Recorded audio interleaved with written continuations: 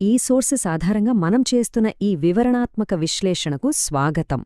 ఈరోజు మనం ఒక అద్భుతమైన, ఒక రకంగా చెప్పాలంటే హాలీవుడ్ థ్రిల్లర్ని తలపించే కాన్సెప్ట్లోకి డైరెక్ట్గా వెళ్ళిపోదాం. మన పురాణాల్లో పరకాయ ప్రవేశం గురించి తరచుగా వింటూనే ఉంటాం, రైట్? ఒకరి ఆత్మ మరొకరి శరీరంలోకి వెళ్లడం.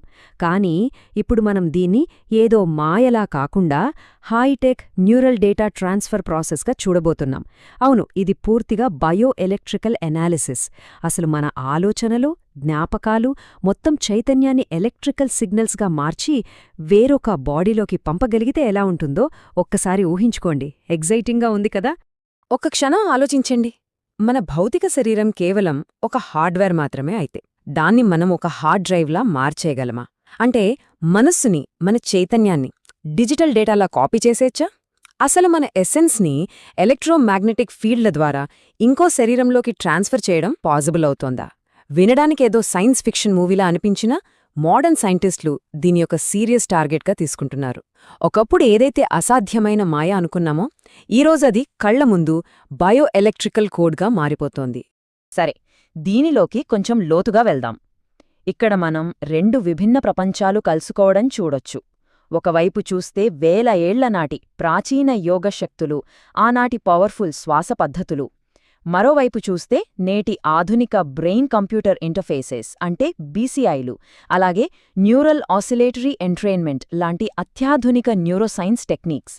ఇక్కడ షాకింగ్ విషయమేంటంటే ఈ రెండు వేర్వేరు దారులు ఒకే డెస్టినేషన్కి వెళ్తున్నాయి. మన మెదడుల్లోని సినాప్టిక్ ఫైరింగ్ ప్యాటర్న్స్ని డీకోడ్ చేయడం ద్వారా పాతకాలపు చైతన్య మార్పిడికి మోడర్న్ సైన్స్ ఇప్పుడొక పర్ఫెక్ట్ బ్రిడ్జ్ని నిర్మిస్తోంది. ఇప్పుడు మన శరీరాన్ని ఒక టెక్నాలజీ యాంగిల్లో అర్థం చేసుకుందాం. సింపుల్గా చెప్పాలంటే మన దేహం ఒక కార్బన్ ఆధారిత మదర్బోర్డ్. కంప్యూటర్ మదర్బోర్డ్ ఎలాగైతే ఎలక్ట్రికల్ సిగ్నల్స్తో పనిచేస్తుందో మన బాడీ కూడా అంతే. ఈ అనాలజీ ప్రకారం చూస్తే శరీరం కేవలం ఒక హార్డ్వేర్ పీస్ మాత్రమే. దానికి ప్రాణం పోయాలంటే ఒక ఆపరేటింగ్ సిస్టమ్ ఇన్స్టాల్ చెయ్యాలి. అదే మన చైతన్యం లేదా కాన్షియస్నెస్. ఆ ఓఎస్ రన్ అవ్వాలంటే కరెక్ట్ ఎలక్ట్రోమాగ్నెటిక్ కండిషన్స్ కావాలి.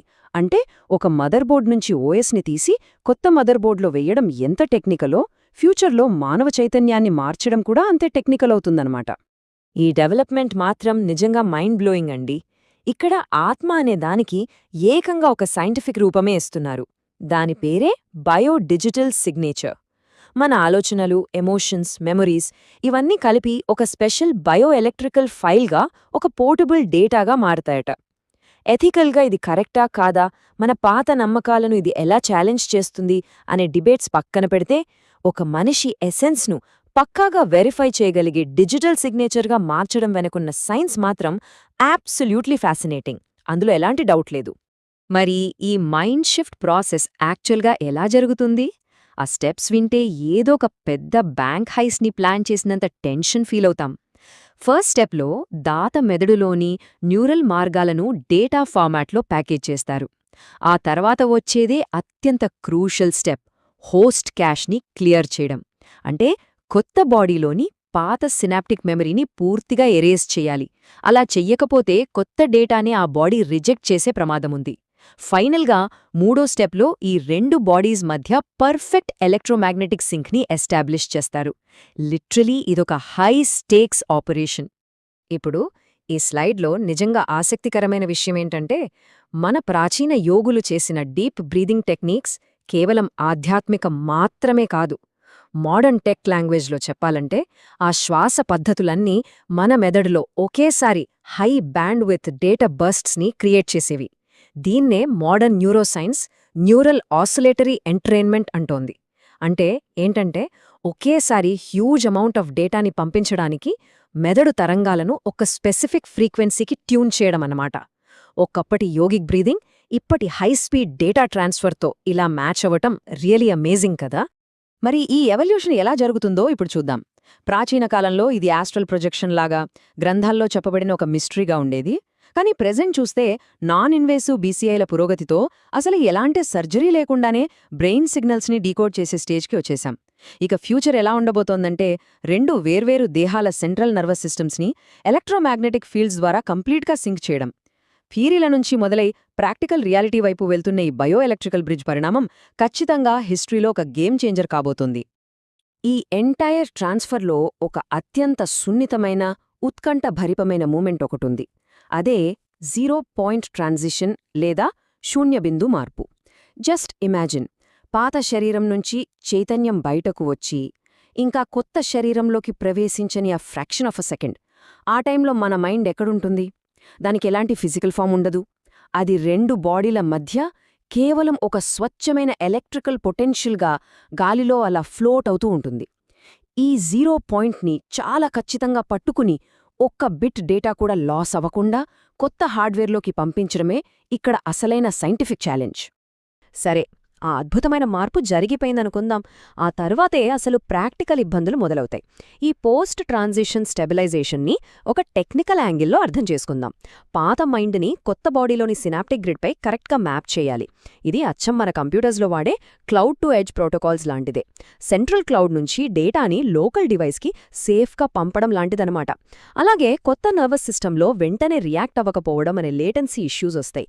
పాత బాడీ మెమరీస్ కొత్త బాడీలో భ్రమలు కలిగించే సెన్సరీ గోస్టింగ్ సమస్య కూడా ఉంటుంది. సో ఇది కేవలం డేటా కాపీ పేస్ట్ కాదు, ఒక చాలా కాంప్లెక్స్ నెట్వర్క్ స్టెబిలైజేషన్ ప్రాసెస్. మరియు ఇది ఎంత అద్భుతంగా వివరిస్తుందో చూడండి. ఈ ఎంటైర్ ఎక్స్ప్లెయినర్కే ఇదే ఒక సినిమాటిక్ క్లైమాక్స్ అని చెప్పొచ్చు. ప్రాచీన యోగశక్తులకు మోడర్న్ బీసీఐలకు మధ్య ఉన్న గ్యాప్ అఫీషియల్గా క్లోజ్ అయిపోయింది. అసలు ఈ మాట వింటుంటేనే రోమాలు నిక్కబుడ్చుకుంటాయి కదా. ఇది కేవలం ఒక టెక్నాలజీ అడ్వాన్స్మెంట్ కాదు, ఇది బయో ఇంజనీర్డ్ అమరత్వానికి, అంటే ఒక రకమైన ఇమ్మార్టాలిటీకి నాంది. ఇకపై మన ఎసెన్స్, మన ఉనికి కేవలం మనం పుట్టిన ఒకే ఒక బయోలాజికల్ బాడీకి కన్ఫైన్ అవ్వాల్సిన అవసరం లేదు. టెక్స్ విజనరీస్ చూస్తున్న హై స్టేక్స్ ఫ్యూచర్కి ఇది పర్ఫెక్ట్ ఎగ్జాంపుల్. ఈ కాన్సెప్ట్ మన ఫ్యూచర్ని ఎలా మార్చబోతోందో ఈ న్యూరల్ సార్వభౌమత్వం తెలియజేస్తోంది. ఒకప్పుడు పురాణాల్లో మాత్రమే విన్న పరకాయ ప్రవేశం ఫ్యూచర్లో ఒక రెగ్యులర్ మెడికల్ ప్రొసీజర్గా మారొచ్చు.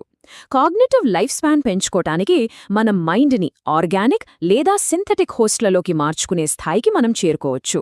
ప్రాచీన విజ్డమ్, ఫ్యూచర్ ఇంజనీరింగ్ మధ్య ఏర్పడుతున్న ఈ సిస్టమ్ నిజంగా అసాధారణమైనది. ఇక్కడ మనం ఎథిక్స్ గురించో మోరాలిటీ గురించో ఎలాంటి డిసిజన్స్ తీసుకోవట్లేదు, కానీ కేవలం technology and science point of వ్యూలో చూస్తే ఈ అడ్వాన్స్మెంట్ ఒక అల్టిమేట్ సినర్జీ అని ఒప్పుకోక తప్పదు. సో మనం ఈ విశ్లేషణ చివరికి చేరుకున్నాం. ఒక్కసారి ఈ ప్రశ్న గురించి ప్రశాంతంగా లోతుగా ఆలోచించండి. మన చైతన్యం, మన మైండ్ ఇకపై ఒకే బయోలాజికల్ బాడీకి పరిమితం కాకపోతే అసలు మానవత్వానికి ఏమవుతుంది? మనం ఎవరిని మనిషి అంటాం? ఈ ఫిజికల్ బాడీనా, లేక బాడీలు మారుతున్న పోర్టబుల్ డేటానా? మరణం అనేదానికి మీనింగ్ ఏంటి? ఈ మైండ్ బెండింగ్ రియాలిటీ మనకు ఊహించని సవాళ్లను విసురుతుందా, లేక ఒక లిమిట్లెస్ ఫ్యూచర్నిస్తుందా? ఈ ప్రశ్నలకి కాలమే సమాధానం చెప్పాలి. ఈ బయో ఎలక్ట్రికల్ మిస్టరీ మీకు క్లియర్గా అర్థమైందని ఆశిస్తున్నాను. ఈ వీడియోకి నేను పెట్టిన ఎఫర్ట్స్ మీకు నచ్చినట్టయితే వీడియోని లైక్ చేయండి, షేర్ చేయండి, సబ్స్క్రైబ్ చేసుకోండి. మీ అభిప్రాయాలను కమెంట్ రూపంలో తెలియచేయండి.